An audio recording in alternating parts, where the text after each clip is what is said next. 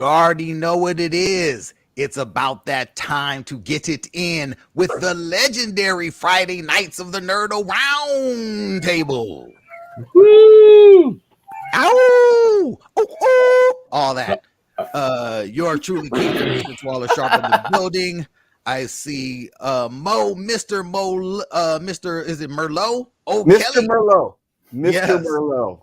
We had a theme tonight. We were rocking red and Liz got the black, so it's black and red. That's the theme for the night. Dr. Liz Merlot. from the freeway, how you doing? I'm well, everyone. Yeah. Anthony from Two Cubicles, damn. Oh, what's good, everybody? What is good tonight? And Tom is talking Cunningham. Yeah, I'm not afraid to call it red. So Of course not. Of course not. I don't own red.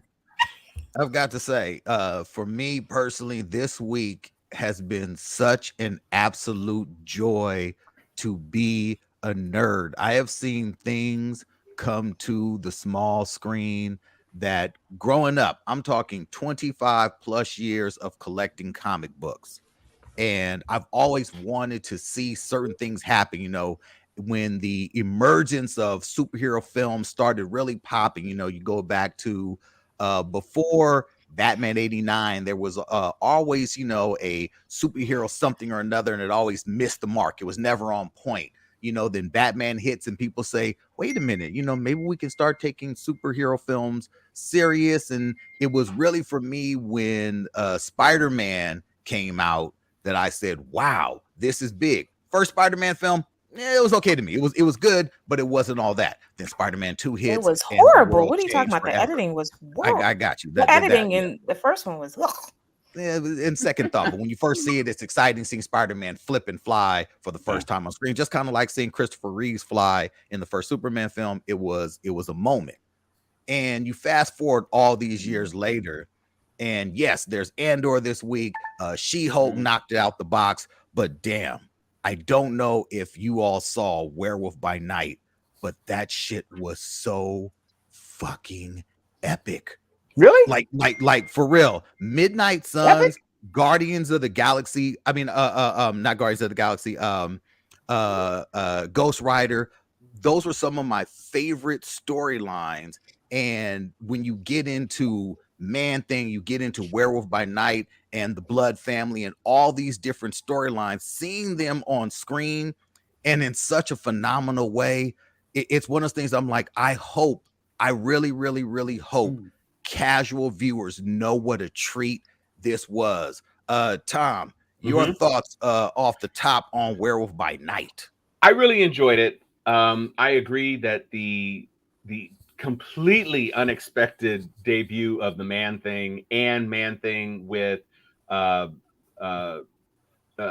burning at the touch of fear, which I thought was great. Yes. I was not expecting to see Ulysses Bloodstone, granted as an animatronic, but I loved the introduction of the Bloodstone. And I actually, I thought that the daughter, who kind of inherits the mantle of Elsa. Elsa. Yep. I thought the actor looked too much like Kristen Ritter.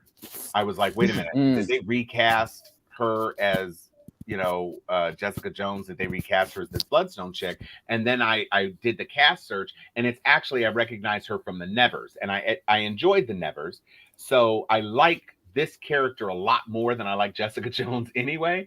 So there is kind of a tricky implication that Mo and I were talking about before the show started, where they may be implying that she is going to carry forward into current time continuity because of the Bloodstone.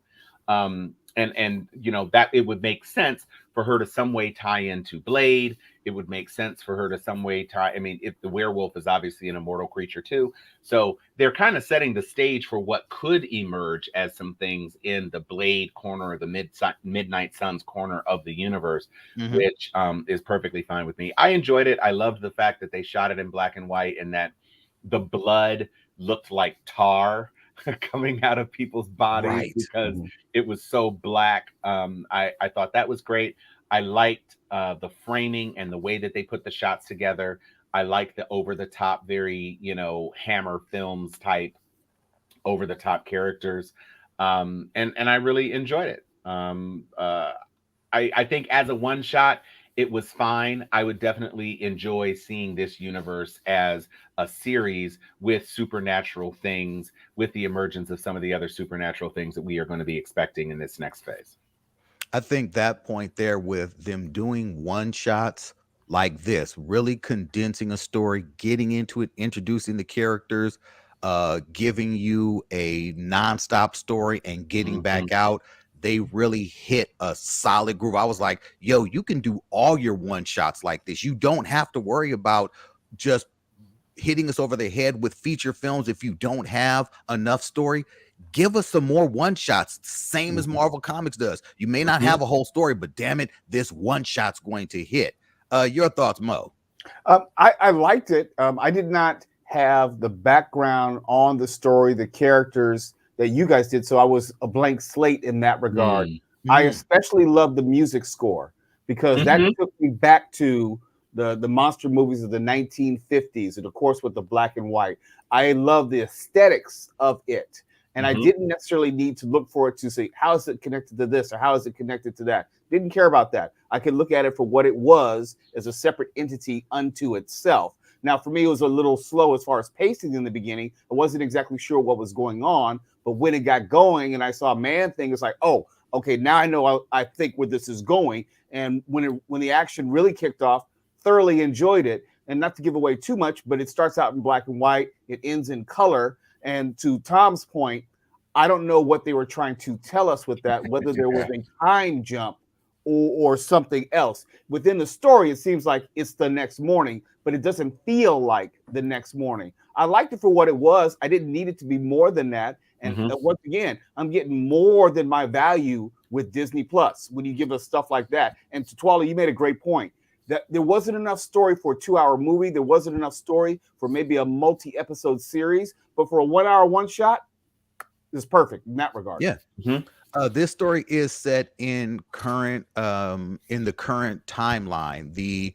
The black and white aesthetic, that was a theme they were going for, and even with the over the rainbow and changing it into color in the end, that was part of the theme. They wanted to set a tone in getting into this monster universe. They wanted to be known that monsters are here. Like in the beginning of this, you see all these images on the walls. You see the eldest vampire on the wall. You see Wendigo on the damn, as one of the creatures that was hunted. I'm like, yo, you guys just fucking introduced Wendigo, which is, one of the first characters we're introduced to by way of Wolverine, who was hunting the Wendigo. He clashes with Hulk.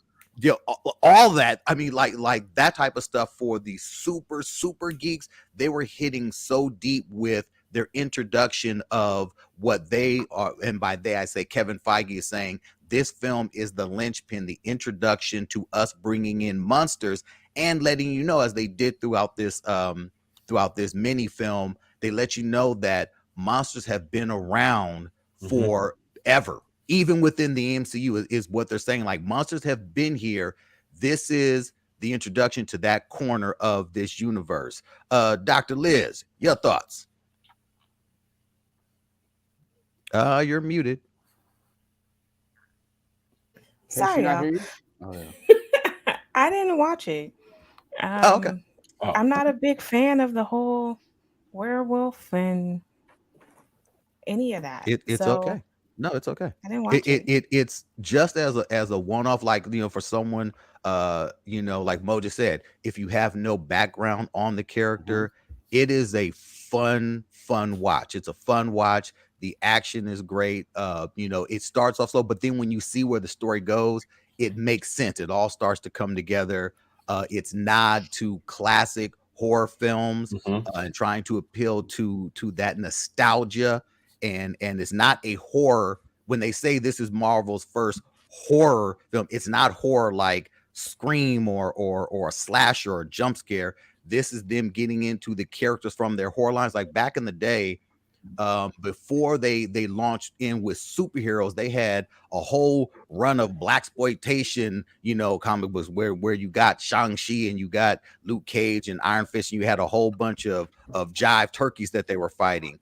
But even before that, Marvel, before Stan Lee came in and said, hey, can I do something different with these weird and wild stories that you guys are telling with all these monsters when they were doing Man-Thing and they were doing, so-and-so fights Dracula, all those kind of stories that kind of gave birth to them saying, hey, I've got a story about a family. Since we're doing all these monsters, I got a story about a family who's been mutated by this thing. And I've got a story about a kid who was bitten by a spider and he was trying to branch out from this long line of horror themed comics or weird themed comic books, because there was a point in time when, the idea of superheroes, from Dick Tracy and folks like that. And then you had the Superman who, he jumped and bulletproof, all those different leaps that they took with Marvel Comics before they got into superheroes. This was their bread and butter. This was what was paying the bills. Anthony, Werewolf by Night. Have you seen Watching it tonight. Oh, okay. Snap. Dope. I cannot wait to hear what y'all think. Well, one of the things I thought was really cool about both last week's episode, not this current week's, but last week's episode of She-Hulk, is that they introduced the character of Saracen, who's a millennia-old vampire. Yes. They kind of played him as a minor character, but even with the reworking of Blade that they're doing, and as you noted, the very first vampire, which had huge fangs and all of that they, as a trophy on the wall in Werewolf by Night, it seems that they are leaning in to the supernatural. I won't call it horror. I'll call it the supernatural segment of the universe. And so, as we have said, Dracula was a major character, and vampires throughout the ages with Baron Blood in the Invaders era, and of course Blade and Dracula continued as a character, and then Deacon any Frost, number of and then you get all those Deacon Frost from the Blade universe, and then Blade himself, and then the werewolf, and all these sorts of things that have continued as a part of, like you said, Twala, some of the staples that used to be a part of what Marvel was doing in the comic book genre before superheroes kind of really took over and kind of ran away with everything else. There are these characters that have, for the most part, these warriors that are fighting these monsters are human. So there's that kind of approachability of it, that they are in a space with supernatural creatures, but they themselves are human. And so it makes their story a bit more approachable and relatable, I think, for a potentially broader audience. And plus, this was just fun. One of the things I liked about it is that they didn't really shy away from the violence and bloodthirst of werewolves. This was not, it was very similar in tone to like an American Werewolf in London. Werewolves are beasts that are, they are super strong and they are uncontrollable. And it's like Wolverine in the midst of a feral rage, like all the time. And they didn't shy away from that, and they showed some pretty cool stuff. And I really did like the fact that, again, we brought Ulysses Bloodstone. We got the history of the Bloodstone. We didn't get into why he died, but if I recall from the comic books, the Bloodstone was kind of like shattered, and that resulted in his death. Yeah, that resulted in him aging immediately, instantly, and then he died. Yeah. Right. And so it still looked like it was intact in the little Bloodstone brooch that they had that was the prize for the big thing. But I was absolutely astounded by Man-Thing. Right. When he stuck his hand through the bushes, and I was like, oh, snap, what is this creature? And then it was like, oh, snap. At first I was like, is that a snuffleupagus? It's Man-Thing! Right. And then when we first see his power, I was like, are they going to do the power? Are they going to do they're doing the power. So I was thrilled. I really did enjoy this thing. And like I say, to your point, Twala, I could watch something this well done as a one shot over and over and over and over and over again. Just like the original Agent Carter one shot that was a part of one of the Blu-ray releases that ended up spiraling into 2 seasons of the Agent Carter show. You pick a character and do it like this in an hour with no expectation of anything else, and walk me through the Marvel universe, and you got me. Yes. Well, I think probably the success of this will greatly determine whether they would do more of these. Now, financially, I have no idea how much money they spent. It clearly was not cheap. I don't know what is their metric for whether it was financially worth it, but it's got to be less than doing a full-blown TV show. It's got to be less than doing a movie. And depending on the character, to your point, Tom, it doesn't have to have an ensemble cast of 9-10 people. It could be a smaller cast. You can tell a smaller story on a smaller scale and set and still make it worthwhile. And to your point, I think it does open up the MCU to telling these characters without having them have a full-blown story or have to worry about connectivity and timelines. Yeah. Now, though, there is a level of connectivity that comes out of Werewolf by Night. And this goes back to something that Liz has been saying for the longest. Liz was on the 10 Rings having something more to do with the Marvel Cinematic Universe. Liz was on it with the bangle from Miss Marvel having something to do like is the bangle and the 10 Rings connected? And it's kind of like, okay, you may be onto something, Liz. They have officially said that this is the third MacGuffin that they have introduced in the MCU that is all leading somewhere, starting with the 10 Rings, going to the bangle, going to the Bloodstone. All of these are now going to be connected to the next big final film, the Kang War, and it all has to do with things that Kang needs to achieve ultimate power, or things he lost over time. There's a bunch of theories out there now about what are all these things and how do they connect to Kang, but they all have to do with powerful elements that have existed in certain points in time. And so this is the jump off. They're saying, when you watch what we're doing, you'll be rewarded. This shit is going somewhere. Like She-Hulk. These are like the new Infinity Stones. Yes, the new Infinity Stones on some level. Yes, you collect all these and you become the fucking Kang Master.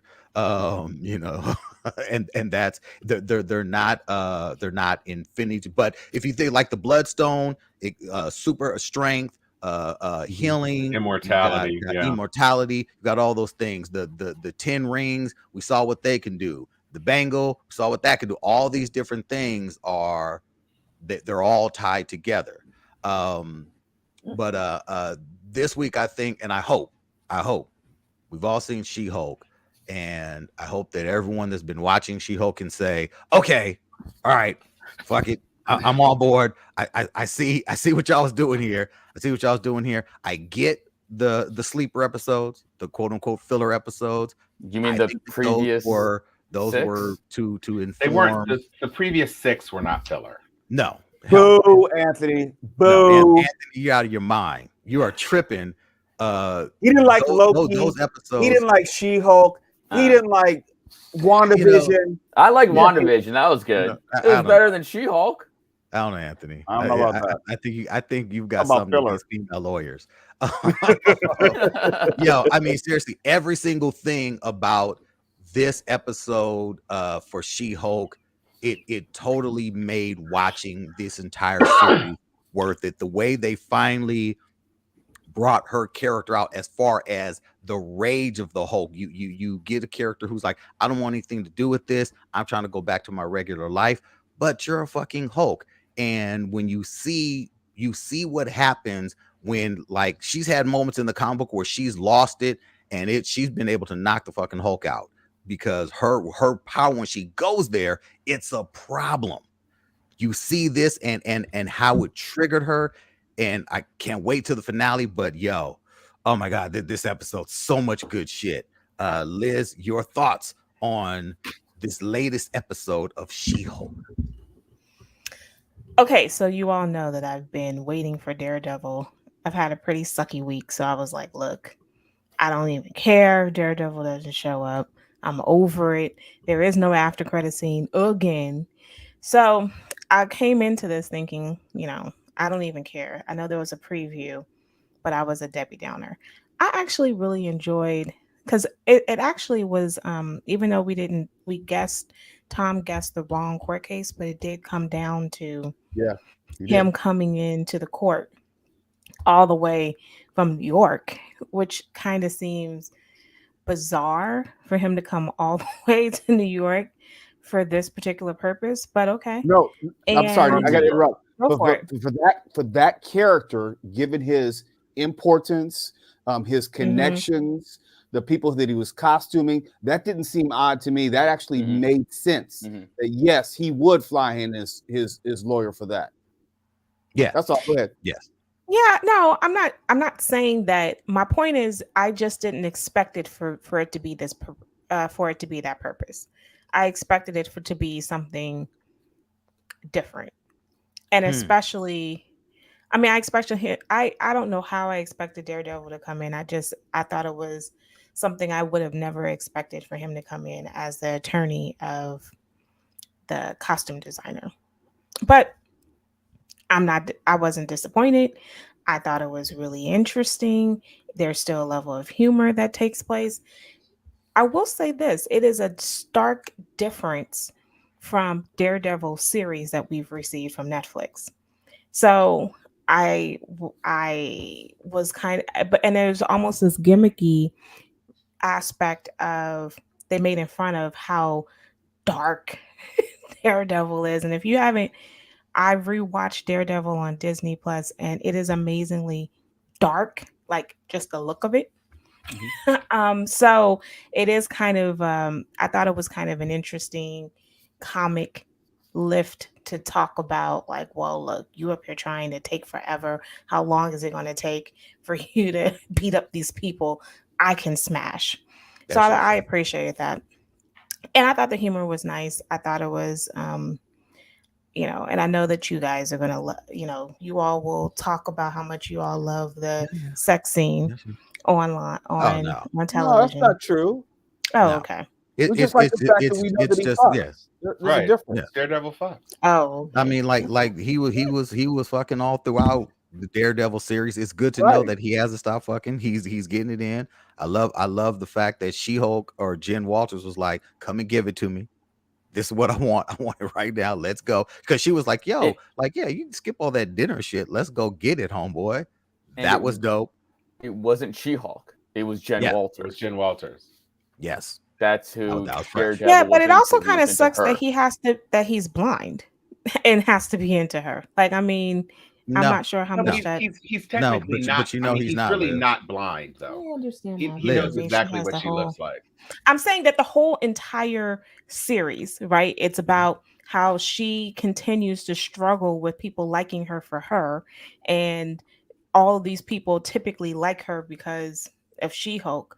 And the one dude who absolutely liked her is clearly, she doesn't know it yet. Well, I guess she does know it. Was stabbing her in the back, and ghosted her. And then now we saw at the end of last week, that there's some ill intention, and we see what that's lead up to now. But my point is like it sucks a little bit on her. Well, you can always use the argument that she's always been going after guys based on their looks as well. She never really, how do I say, she was swiping. There you go. She was swiping on their looks. And it took a guy who was, I mean, technically we'll say he's blind, to fall for her. So I guess you could say love is blind on this one. I think you are being super ableist right now, Liz, because to me, there was chemistry in both of her forms. They were having sexual chemistry when she was She-Hulk and they were fighting together. There was sexual chemistry when she was when she was Jen. And he was drawn to the person. And so what I took away from it is that he, unlike a lot of people, could equally be drawn in, both because she's a lawyer and she's got a brilliant mind, but also because she's a crime fighter and he's a crime fighter, and he can relate to her on having, these dual roles, even though his identity is a secret when hers isn't. And, it ended up the Daredevil smash. It wasn't just, we can't hear your sound effects, Mo. So I really thought that was cool, and having him do the walk of shame in the morning was absolutely epic. Classic. That was so freaking cool. And what they did in the end, it really was. This was the first time we really saw Savage She-Hulk since the first episode where Bruce pissed her off, and she kind of let loose. And so, oh my gosh, the Candy and Kev show says he got his cake and ate it too, literally. Yes. That's my family, Candy and Kev, straight out of Philly. What up, y'all? Love y'all. So, you know, it's one of those things where I thought this episode, in terms of delivering, this was the anti-Ralph Boner episode. Yeah. Lots of boning. This was the delivery on a promise. And, you know, there were a couple of people in the chat last week when he didn't show up and everybody thought he was going to show up. It was like, oh, it's only going to be a couple of seconds. He was literally the anchor of the episode. I will say I was one of those persons. I thought he was going to show up at the very last scene in the very last episode, just a glimpse and no dialogue whatsoever. No, and this was better. I didn't know how they were going to do it. It does make sense that it was through a legal case, and they brilliantly set it up by having his helmet or whatever you call it in the box, so we knew that he was a client. And it was like, oh, okay. It didn't even click then. It should have, but it didn't. And so I just really enjoyed it. One thing that I'm a little disappointed on is that it looks like the only super suit that actually scales, or the only suit he made for her that scales, is the super suit. It doesn't actually look like any of her suits or other ensemble pieces that he has created actually scale to her body, which is kind of disappointing, since I thought that was kind of the whole point of introducing this Edna Mode character into it. But I thought he was great. The only thing I need for the finale, in addition, I mean, the intelligentsia, even just the name, points to the leader even more. And hell, they literally name dropped Red Hulk in this episode. Yeah. Mind blowing. I want to see Samuel Stearns. Let's be honest. I want to see. Yeah, I want to see Samuel Stearns in the finale. I can dig that. I also want another Madison appearance, please.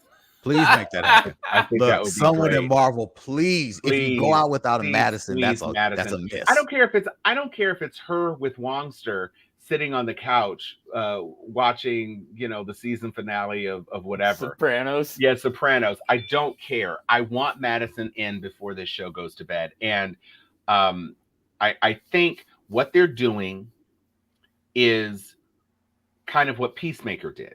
This is Marvel's Peacemaker. It's overtly funny. It's got some edgier heft to it. It's the first Marvel series that I think really has absolutely nailed this minor character whose quirks are out there on full display. And so I'm really enjoying it from that perspective. Most of the other series have at least had some tangential or real world tie-in to the rest of the continuity. And this one does not really in a substantive way. I don't know if they're going to bring back Scar. I don't know if Bruce is going to come back.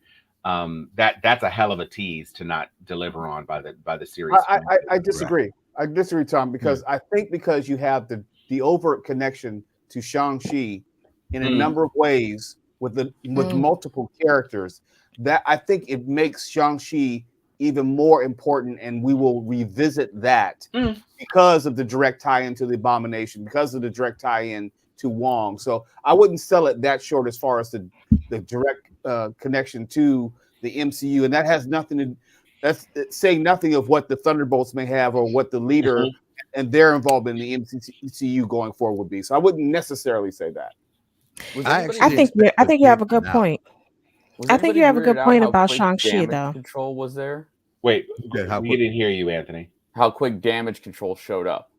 Like they were already there. No, I wasn't. If only. Oh, you mean at the lawyer thing? At the thing? No, I wasn't, because I saw that she was set up.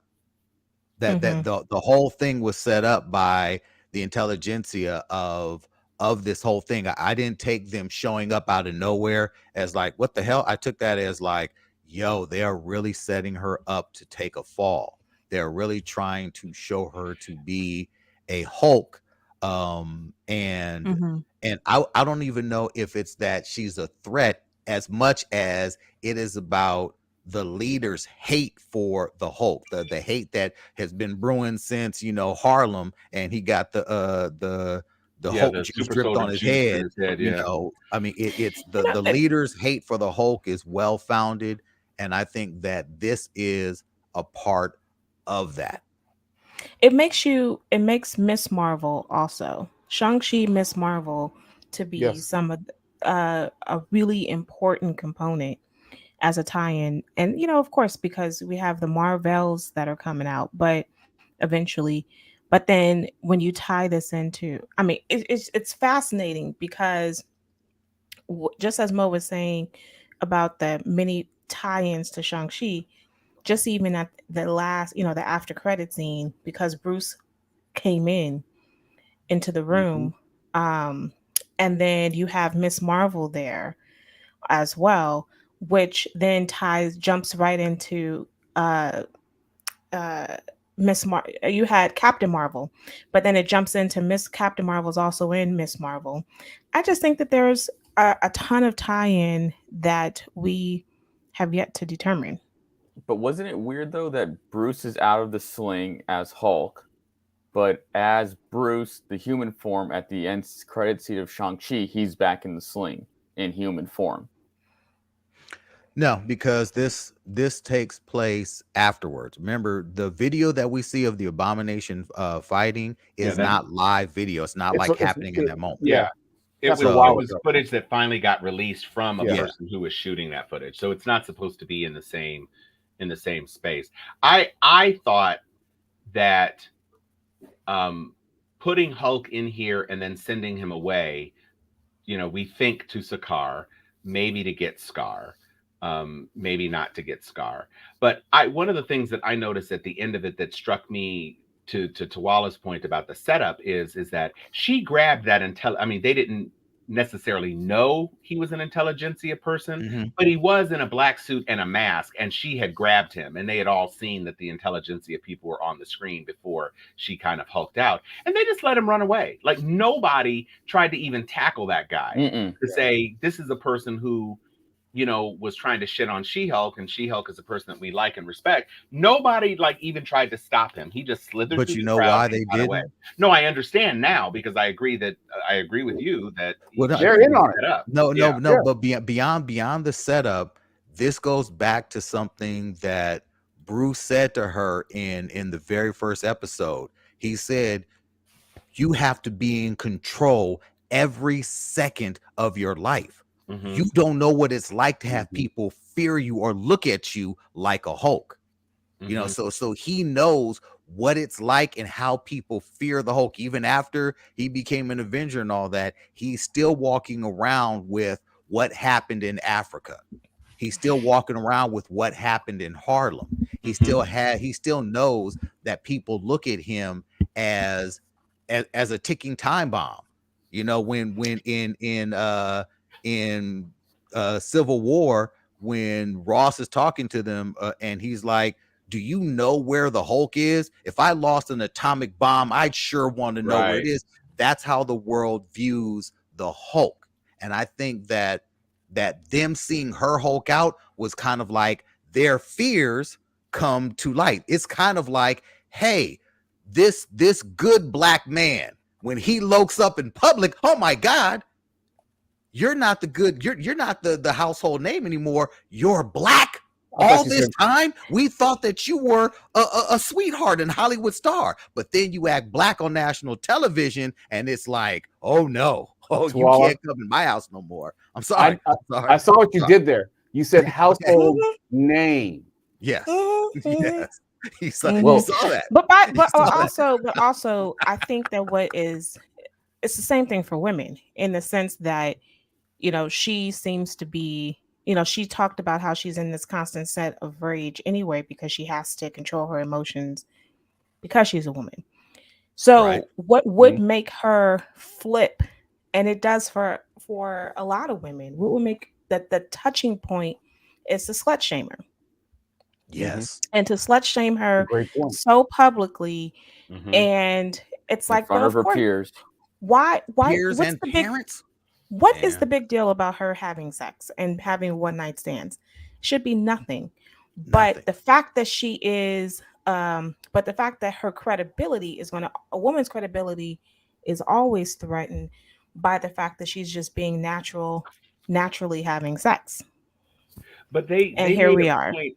I think this whole thing, because even from the way that the initial announcer started introducing what we thought was one lawyer, but ended up being several lawyers, the Mhm. way he was playing with language, all of it, every person who was a part of that event seemed to be targeting and setting her up for failure. Oh, Because that they black were, woman said, "Don't oh no, be Mallory. careful." She said, right. "Stop, don't do it." No, but I'm saying, but the black woman is a perfect example, because when the first lawyer was like, "Oh my gosh, thanks for this," and the second one was like, "Yeah, working twice as hard to get, blah Yep. blah blah Half blah the blah." recognition. She knew what was up, hmm and then it got to Jen, and that's when everything broke apart. But that guy was so condescending about, they're beautiful, they're such and such, and we want to give the female lawyer of the year to, Yeah, but Jen, and this one, and this one, and this one, and this one. And the first question, Right. what's it like Yeah. being a female A lawyer? a lady it's a lawyer, horrible whatever it was. question.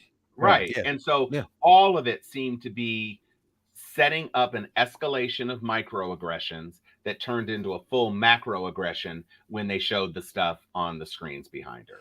Yeah, That part though, but Tom, the that's whole also show a has been about normal. microaggressions. But The that's Mhm. whole also show a has been very about normal microaggressions thing. against women. Right. Yeah, but that's also absolutely a normal thing. That is an everyday woman who's in a profession. Right. Yeah. And she made a point. Yeah. I mean, she made the point in the first episode. And so she's mostly been able to handle it. Even when, her identity was being stolen by Titania and all of that other stuff. This is a hell of a way to kind of end, even after, she said, "Oh, isn't that the end of the episode? Oh, it sure does seem like we teased this thing a whole lot. I guess Right. maybe there's something else to do." Right. Which I just thought was great. And now, my only question, I'm hoping, I don't know if we've seen, Anthony, you're usually the guy who clocks this. Do we know how long the final episode is? No, let's take a look. Because if I'm hoping it's a little bit longer, because it feels like we have Because some this loose past ends one to was tie up. this past one was only about 35 minutes. It felt like. Which is Yeah, the that's what it longest. was. Which Yeah, is but the not longest by, of all of but the only other by like ones. a minute. I Yeah, mean, not I long. mean, it's They're still, and that all. still includes the credits and everything. It's just I it know, was but I'm very saying it was a tightly little paced. longer than the other. It was Look, a little bit longer than the other ones though. one of my favorite lines in this entire episode is, "Well, wearing ketchup and mustard as an outfit is daring."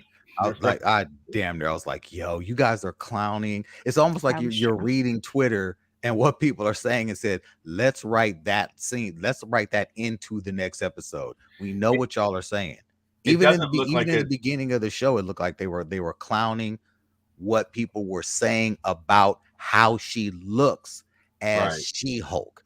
Her Mhm. her physical, build as She-Hulk. There are so many people who had so much to say about her physically, and guys who were just like, "Oh, she should look like this and this, that, and the other." And it's like they really try to make a point of like, we see you trolls, we see all of you. Here are some of our answers for you. They're projecting it'll be a 40-minute plus episode. All Okay, right, so a little bit that's a longer. good So sign. that is good. Yeah. It's interesting, to Anthony's point, because Tawala and I have definitely been on Team She-Hulk for sure. A lot of the rest of the panel have had middling, but the reviews for episodes 1 through 4 were stable. Mhm. And then they took a deep 15-point dip for episodes 5 and 6, which we were mostly calling the filler episodes, Mhm. right? Yeah. But last week's episode of episode 7, that gave us Porcupine Man, that gave us an albeit a not hulked out Abomination and Saracen and El Aguilar, another character with powers, which I thought was just Who great. is a mutant? Who Mhm. is With a mutant? Exactly. That came back up to the same level of the original 4 episodes, but this episode, according to critical review on Rotten Tomatoes, this is the highest rated episode with almost 100% positive reviews. but see, this is where I think that She-Hulk went left. It should have never put Daredevil in the in the preview, in the trailer, because people were expecting Daredevil. And when you put it in a trailer, then we're looking forward to, when is Daredevil coming? When is Daredevil coming? I would disagree for one reason, if only because you have to inspire a certain level of interest for viewership for the initial episodes. Is there going to be disappointment? Yes, but if I'm an executive or a writer or producer, I would rather have people expecting Daredevil in the first 3 episodes and not get it, and then you have that dip, as opposed to not generating any excitement at all coming into the first episode. No one knows anything about She-Hulk, and they don't necessarily know or expect or have anything to look forward to. I understand it from a marketing standpoint. I think you could have put Wong in it because he was all over in the beginning, and then maybe in a mid, preview or mid trailer, put Daredevil in it. But when you put it at the beginning, it's like, okay, so when is Daredevil? Like, I mean, the guessing game of when is Daredevil is coming is just really too long. I don't know if anyone else, even on this panel, I don't remember anyone else having the damn Daredevil obsession. No one else is like, Daredevil has been trending on Twitter talking about where in the hell is he? When you got Daredevil, you got the perfect Daredevil episode. I'm not disappointed. We've been disappointed. We've just been disappointed in setup before. We were colossally disappointed with Quicksilver. Yes. Okay. And so those sorts of things. What is not going to happen? They are not Ralph Bonering this. They set it up to be the highest rated episode, and it is 100% from the critics on Rotten Tomatoes. The highest rated episode of the series as you're coming in. Nobody wants to peter off. Nobody wants to start off strong and then deflate. You want to start off strong. If you're going to have a dip, and yes, they were kind of filler episodes, perfectly enjoyable, but did not advance the story particularly hard. But then when you get to this, and instead of it just being a throwaway cameo, you center the character. He gets absolutely excellent acrobatics. They show him using his batons in a more aggressive way than they ever have, even on his own damn series.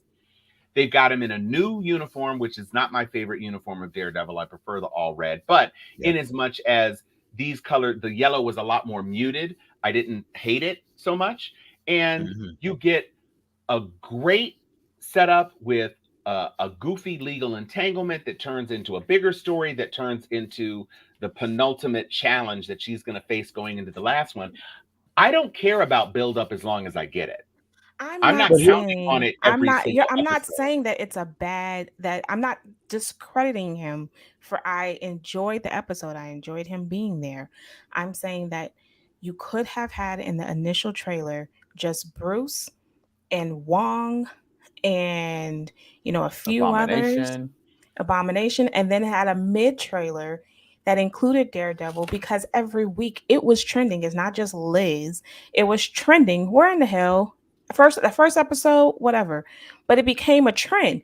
Where in the hell is Daredevil? We're looking for Daredevil because you put it in the beginning. That, though, what I saw to challenge that, and something that they did, is they got you in with Daredevil. You know what they did? And even she said it in the damn show. She said, I'm giving you another Wong-filled episode to silence all of you on Twitter, because they heard you on Twitter. Where's Daredevil? Where's Daredevil? Fuck that. Here's some more Wong. And they gave you Wong and Madison, which literally shut everyone up.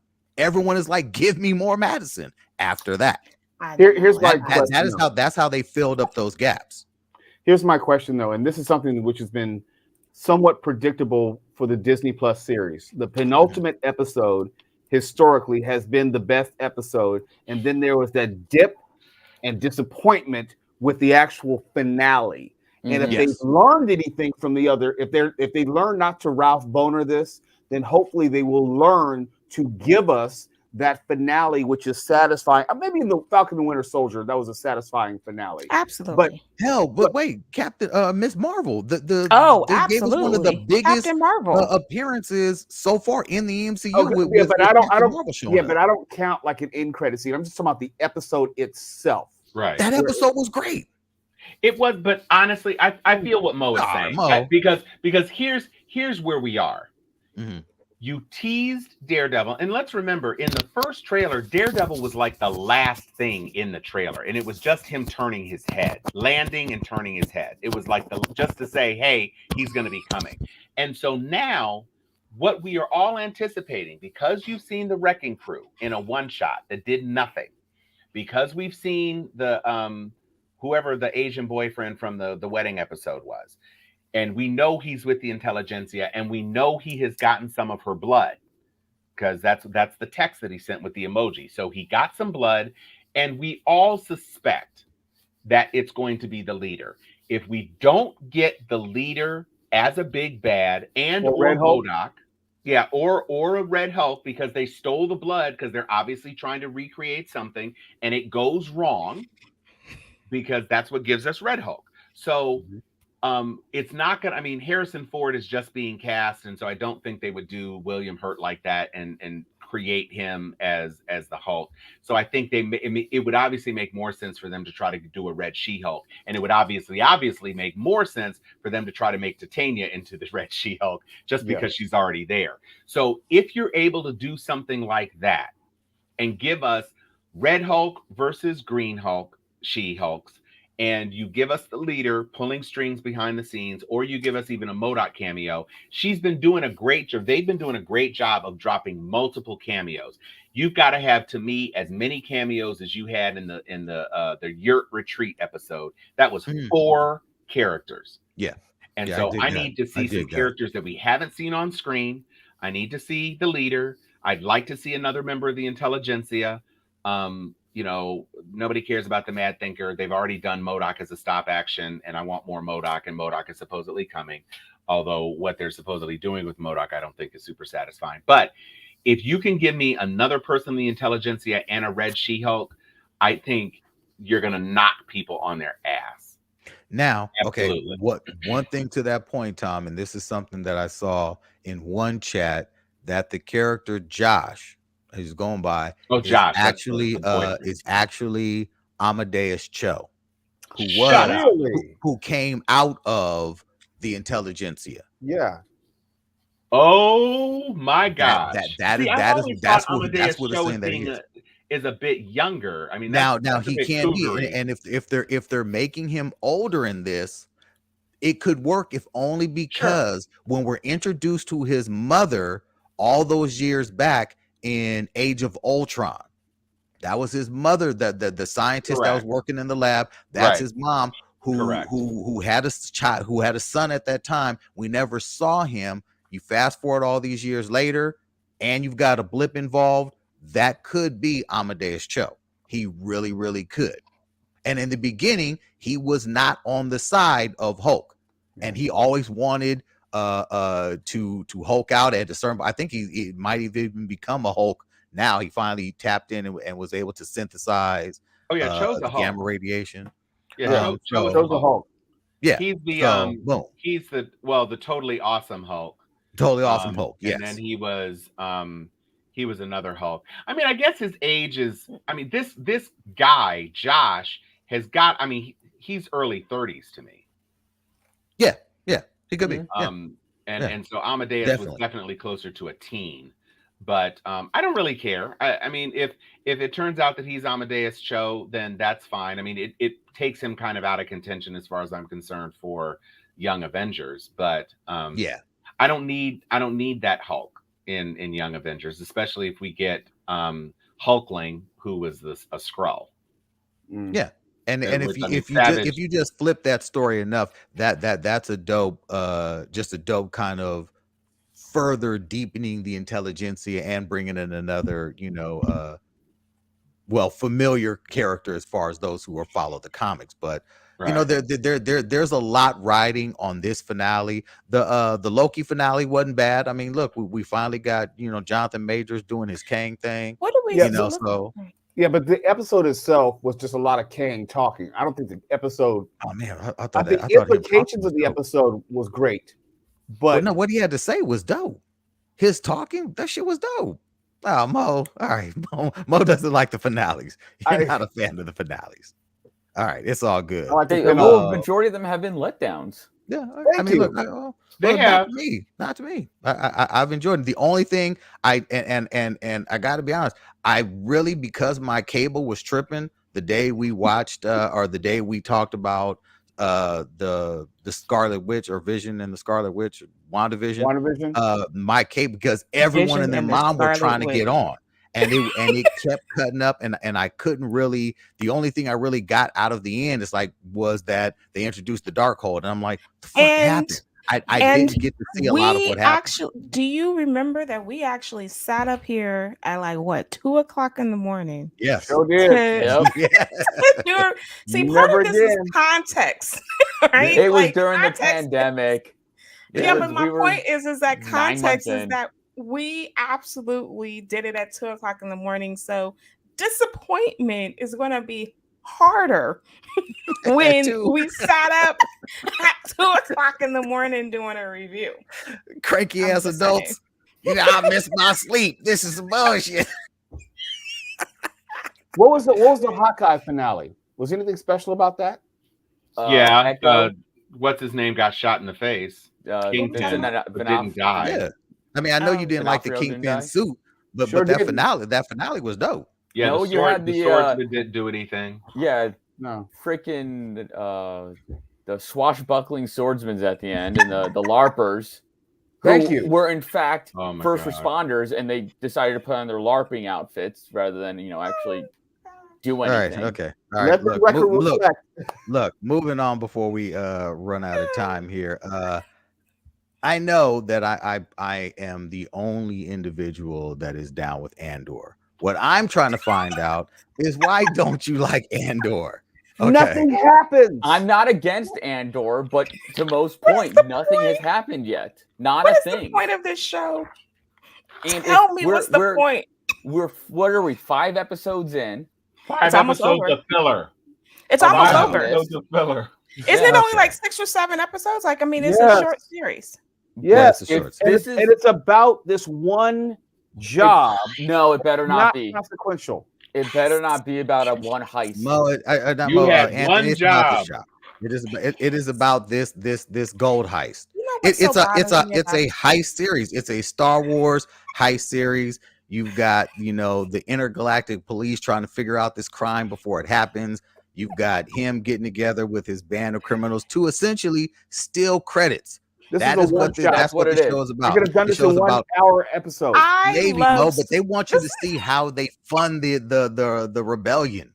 This is I about love funding Star the Wars. rebellion. I kinda Literally, feel like- this is the reason why I absolutely have no feeling of Star Wars, is because they literally sit around the table and say, "Ooh, I got an idea." Oh, and why are Let's do parents this. so bad in the Star Wars universe? Okay, can Why, I who? just say that Chaka Strong actually Parents. has the right of this? The only thing I like about Andor is the opening title scene, "Hot Garbage." That is fair. No, the Okay, music, whatever. music Whatever. cues. I like the music cues. Okay, Whatever. here's my Look, thing.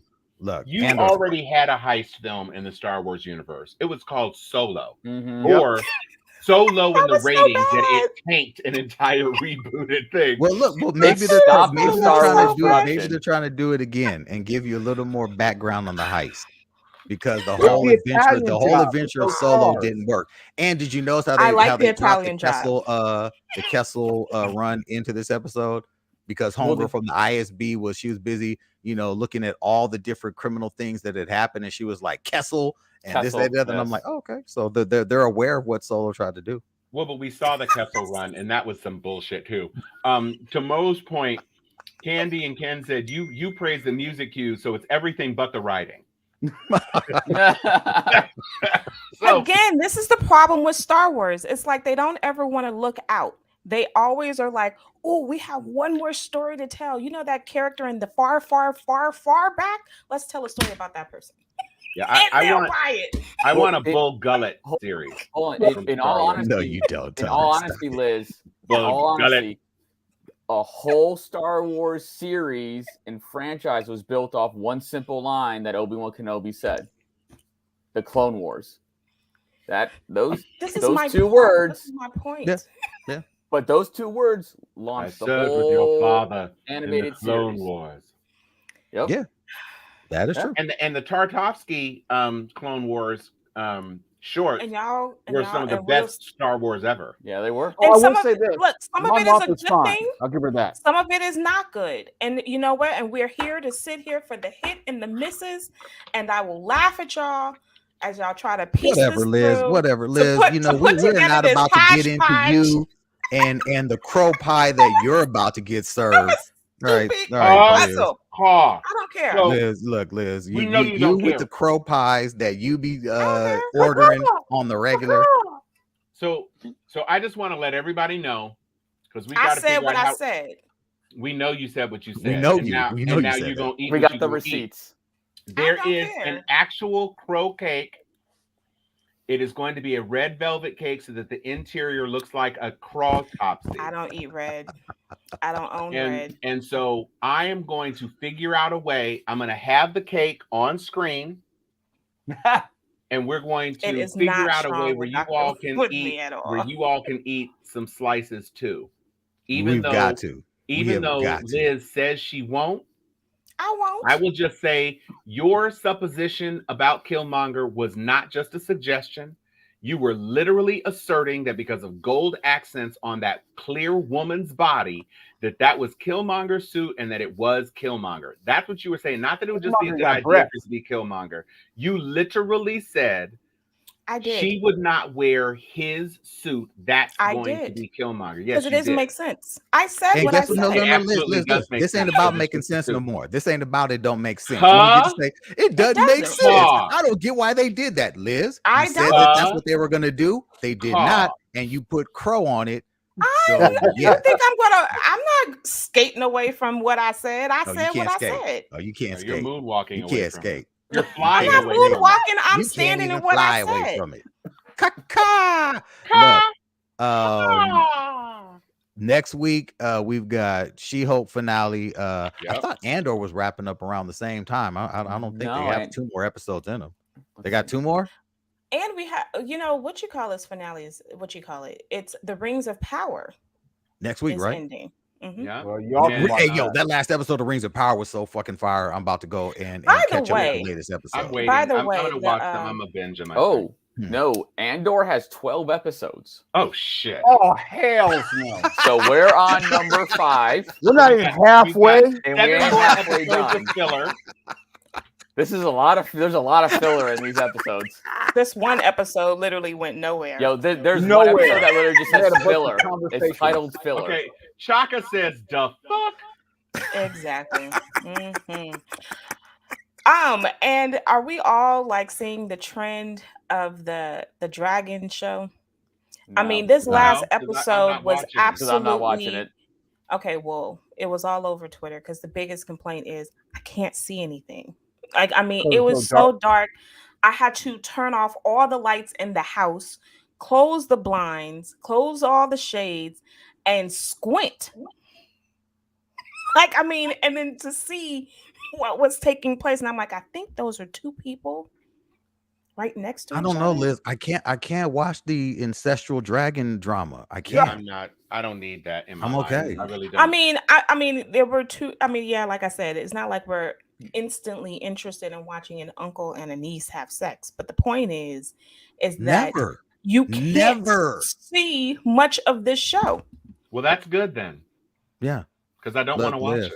Look, the fact that you said uncle and niece, I damn near threw up in my mouth. In my mouth. No. Oh, they got married. I can't. But this you know show what? Should be banned, and George R.R. Martin should be arrested. I promise this is not you. George R.R. Martin. No, this isn't him. This is he's not involved anymore. This is the universe. Yeah, but not his writing. So he has spawned a pervert universe. Well, no, the ancestral dragon lovers. The perversion of the Targaryens as well as people don't marry. Yeah, you do realize that Eleanor Roosevelt and and Franklin Roosevelt were Don't you do that. cousins, right? I mean, this Yeah, is we not. know Rudy Giuliani married his cousin too. We know, and it was Ew. nasty then. It's nasty now. Yeah, I mean, it's so I nasty. don't understand what we're talking about here. Okay, but what Okay. we do know is that Black People do Adam is this. opening in 2 weeks. Yeah, I got Yes. my tickets. Yeah. And you And know, I don't know if hardly you all anybody's in the watched. theater with me. Well, I watched Yeah. Smile, and I was ready to punch these little 17-year-old brats and 17 and 8-year-old people who thought that they were in somebody's living room. And eventually a few of them had to get escorted out because it was crazy. Halloween Ends is coming out. No, Why in the world do we need another Halloween? I thought he died Because the other many Oh, Halloweens. he's died many times, he but died. Yeah, they're Nobody just That's the whole trying. point of him. He dies The and last, he comes no, back. but the last one was supposed to be the last Halloween. Nah. Well, no, this one supposedly is the end of the Halloween. Okay. And is we're at an hour, so we're gonna get into what people are watching, because I know one Very thing I'll be quickly. watching. Yeah, real quickly. I am curious because I've watched everything that I can possibly watch. What's on your TV, Liz? I don't know what's on the television yet, but I do know that I did see Amsterdam, and I like Christian Bale is instantly becoming like the top of the top dude for me, because this man transforms into everything. There is a scene, he has a glass eye. There is a scene where he is able to hold one eye still and the other one is moving. I was like, this dude. I know that that's not the point of the movie, but I just find it's supposed to be like this historic side. Somewhat real, somewhat fake. I mean, and so it's a fascinating show. I really enjoy the movie. It is dry humor all the way through. I think that, of course, Mr. Washington does a pretty good job, but everybody does a pretty good job in the movie. And it's a huge ton of stars in the show. It was pretty full in my theater today. So I hope it does well. New Amsterdam. Wait, Amsterdam? New No, just Amsterdam? Amsterdam. It's Just just Amsterdam. Amsterdam. It just opened this week. Does it New have anything to Amsterdam's do with a TV Amsterdam? Well, it has to do with World War One, Okay. and I think it's dealing with the Black regiment who was in World War One, and that kind of conflict, and then kind of so there's an underlying discussion of race, and it's kind of dealing with the rise of Mussolini and how certain Americans who was in favor of the Nazis kind of, and then dealing with, it's very reminiscent to today in the sense of trying to stop an election. And so it's kind of it's an interesting story.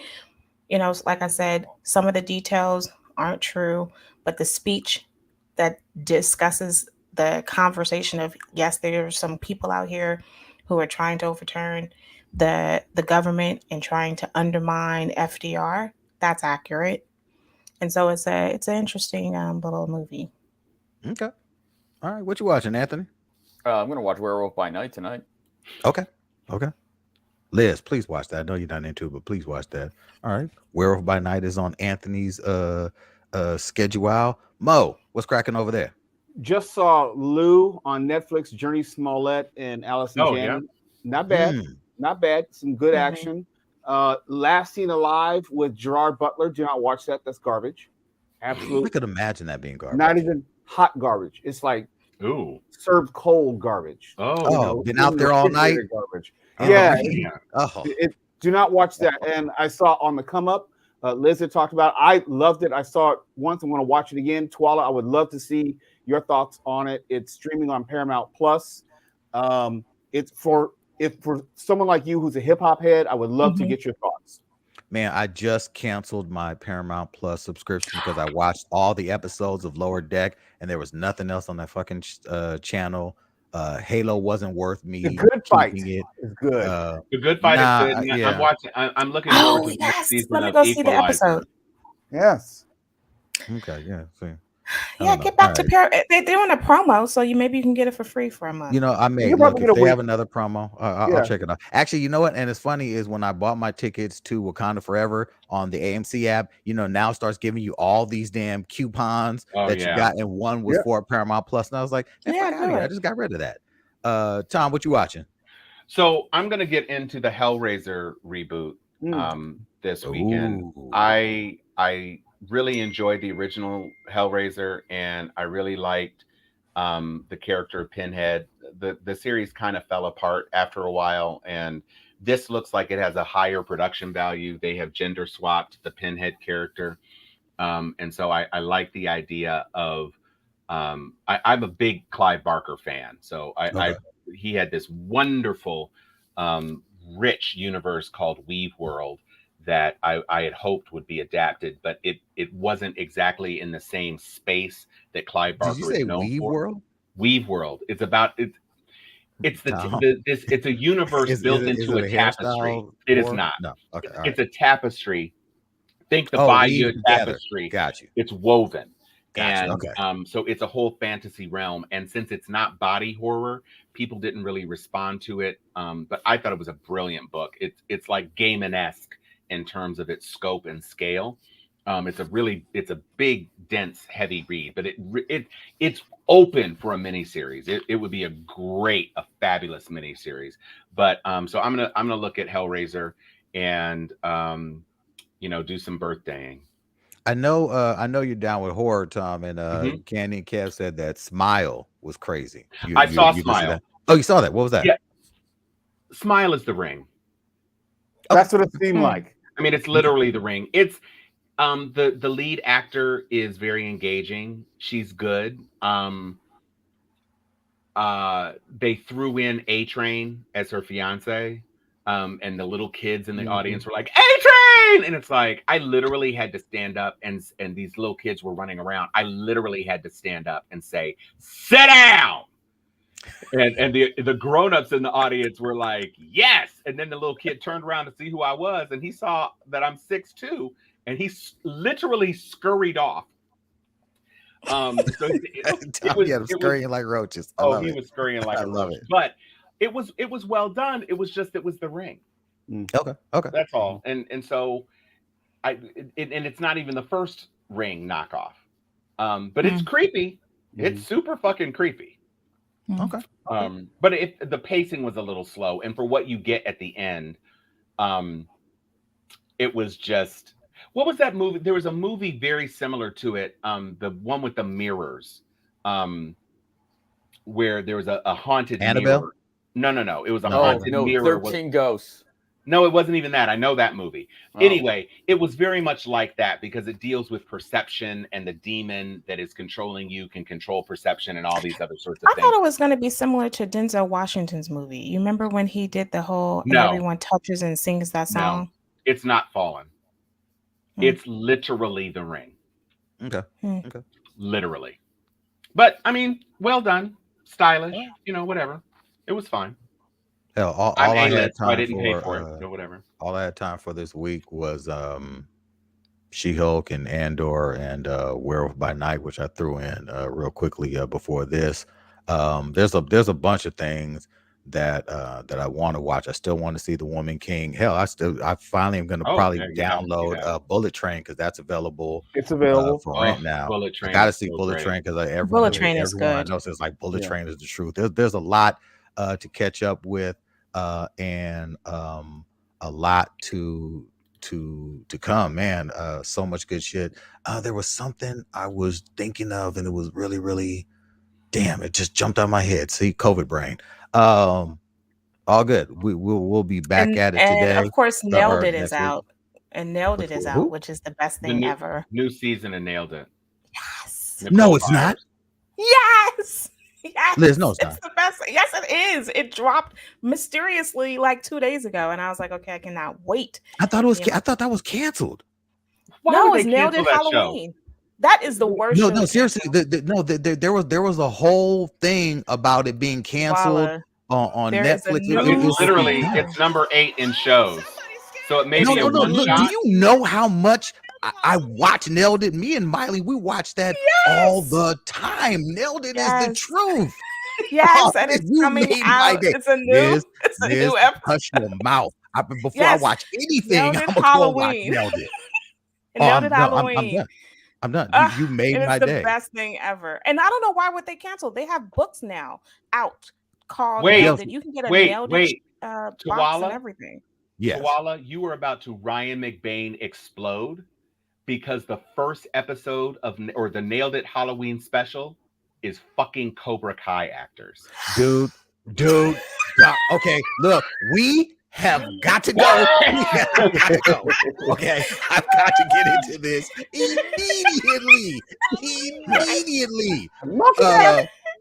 Real quick, David Bethune, I definitely wanted you to come on this evening. I'm sorry, maybe you got the link too late. You got to come on next week. David, long time listener, been supporting the show from day one. He's supposed to be on tonight. Sorry we missed you, but we will definitely get you on. Ryan Twitchmaster McBain, I hope that TwitchCon is the truth. Don't know anything about it. I hope to hear all about it next week. And then we can Anthony, talk about. And next week he can tell us about Super Mario Brothers. Oh, fuck! Wait, that's opening already? No, but I mean, we didn't talk about it today, so we don't have to. We don't need to. No, we don't need to. That's no. That gets the middle finger all the way, all day. Anthony, good sir, take us out, brother. Good news, everybody. Mo Kelly, multipass. Dr. Liz. Good night, everyone. Thomas Talking Cunningham. Where is my I can't. It's Excelsior.